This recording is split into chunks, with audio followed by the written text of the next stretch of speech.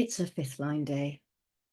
Our fifth lines are practical and seductive.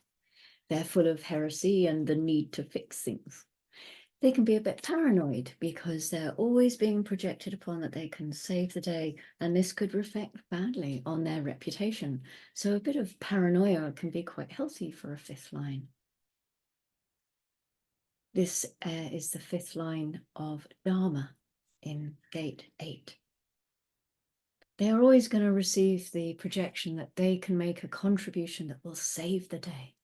And if they don't make a contribution, people can get very annoyed with them. You know, if the 8-5 refuses to make a contribution, they're going to pay the price for that. Something else we know about fifth lines is their practical solutions are best received in times of crisis when they've been called out. Then they can act, but it's really only under those circumstances. At least if they want to be of use, if they want to keep their reputation intact. And they do want both of those things. There is a 5-1. And this fifth line, wanting to make a difference, wanting to fix things, wanting to have the practical solution heard and acted on is really important to him. He's a projector. He has to wait to be invited for his practical solution. And it's interesting watching his process as he learns to do that and embody that. The lifetime learning for the line of Dharma here is the longest of all of the 384 lines. So buckle up and get a cup of tea. It's not bad. It says, holding together does not exclude eventual separation. Successful union after a proper term will encourage separation. The fledgling, once mature, is expected to leave the nest.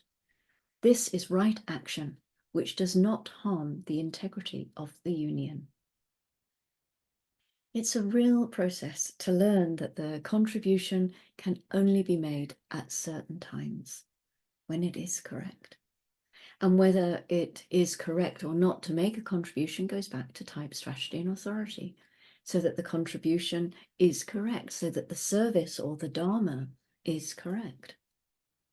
The exaltation says the teacher. Contribution as part of a process of sharing that accepts and expects limitation. It's exemplified in teaching. And the detriment says the parent that cannot let go of the child, understanding only that its authority is being challenged. Contribution as an end in itself that neither accepts nor expects limitation, exemplified by the parent who cannot let go of the child. So this is the parent who insists that they know what is best for the child and the child is not allowed to live its own life. The ultimate goal of the individual teacher is to have the students not only transcend them, but leave them. It's that thing of you have the knowledge, now go away. I don't want to see you again. Take the knowledge and go do your thing with it. This is the essence of the exaltation. It's okay if you're not going to be there for the rest of that person's life. That's not necessary. But in the detriment, there's a sense of loss in the capacity to make that contribution as a consistent thing. Somebody accepts your contribution and then they're gone. There can be a sense of loss there, that they cannot contribute continuously. They cannot continue this role of contributing. Ra said he met so many Gate 8 line 5s who felt used by other people who had then just taken what they had and moved on. But the 8-5 hadn't been able to let go. So this can lead to them making so many contributions that just aren't right for them, because it's just, if I make this contribution, maybe they'll stay. Or I'll make this contribution and somebody will stay. And there becomes that sort of desperation there. The 8-5 that acts according to its nature, they will have relationships that from the start are very clearly only temporary. And that's okay, because that's what's supposed to happen with the fifth line. It makes its contribution and then it goes away. It's called out for its practical solution and then it's expected to withdraw. You may remember the observation that first lines tell you the essence of what the hexagram is all about, and the fifth lines will always tell you about how it will be seen from the outside. the way that this individual contribution is seen from the outside is something that is rooted in separation. In other words, the way in which the outside sees the individual through this fifth line is, let us take advantage of your direction, but then we'll leave you once we know where we're going. Every time the individual is being asked for their guidance, and this is something that's always happening out of this eighth gate, in that moment, there's a very important energy for them to come into contact with. And it's very difficult when that energy goes, unless one accepts the nature of what the role is. It is to make the contribution and recognize that it's temporary. It's not about fixing something for life. And again, it's part of the protection of the individual is not getting caught up in who you contribute to and then end up being conditioned by them away from your true nature. And this can be a dilemma for the eighth gate. The grounding here is arrogance. This is the 14th gate in the fifth line, arrogance, the powerful sacral line. Ra says that all fifth lines are exalted. He's said this a number of times. And it's because they hold within them the dream of the hexagram for its potential. The first line said that money isn't everything. And this is the basis of this gate. And then the fifth line tells us that this gate will be seen as arrogant. They've got all the resources, I don't like them. Or they've got all the resources and I want to be just like them. Either way. But there is a dignity here.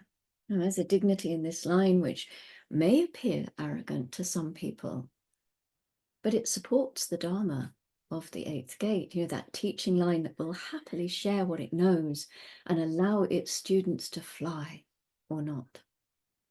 Is it arrogant to know that you have the ability to contribute? Perhaps that arrogance is a protective shield too, keeping some of those fifth line projections at bay, if such a thing is possible, or maybe keeping the reputation intact, which is so important. So the moon is still in 46 in the temple. At 1914, it goes into gate 18. And with the moon going into gate 18, we know that we have 3.5 days of all the splenic gates being activated, one after the other. So perhaps as we make this journey around the wheel, we'll start to tune into these energies as they are lit up by these different planetary activations or celestial bodies. The moon, particularly, it's very reliable. Every month it goes through these same gates, one after the other in the same order. So what does that mean for you?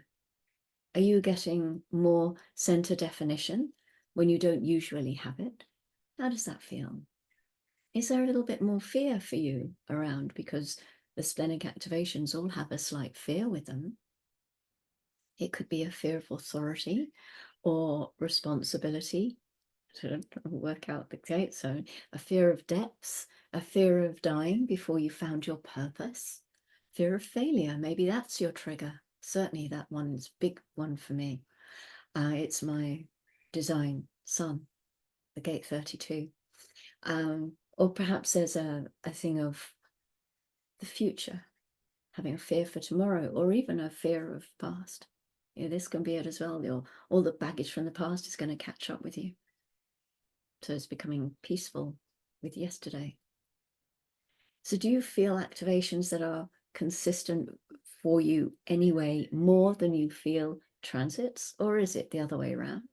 Do you have anything around any of this? Because this is an exploration you could undertake if you would like to. It's fun. It can be quite difficult at times.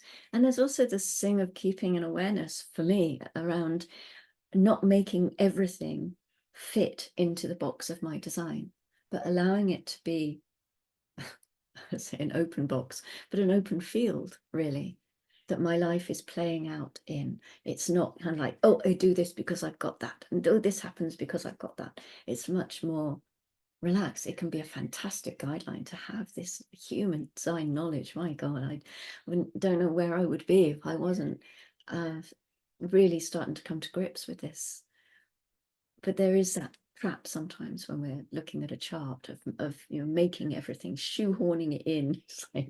Or you've got to feel this because you've got that.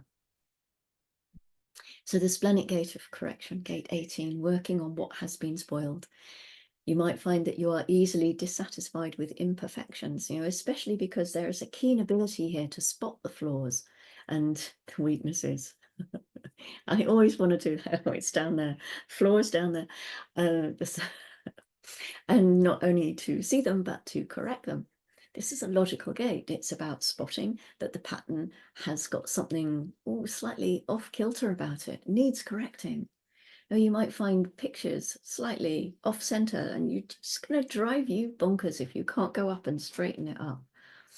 Oh, well, it's about correcting the picture, remember, and not the person who hung the picture. I have this gate. We had cleaner for a while. Very, very sweet cleaner, delightful woman. Not the best cleaner, but a fantastic lady. And I could always tell when she'd been dusting the pictures because they were always slightly off. She obviously didn't have gate 18, so I always had to go around. Otherwise, I'd sit there and go, "Bear, that picture's out of alignment again." Maybe this is something you have in your experience. Gate 48, next at 6:37. This is called the well. This is the gate of depths. It has a deep-rooted instinctual memory here, an innate wisdom, which can be used to solve problems. This always seems to me to sort of be a gate version of a fifth line. It's logical, again. It follows in from the same stream as gate 18, and it brings a depth to whatever issues you're focusing on, with the aim to offer a workable solution in order to improve conditions. So that's our weather for today.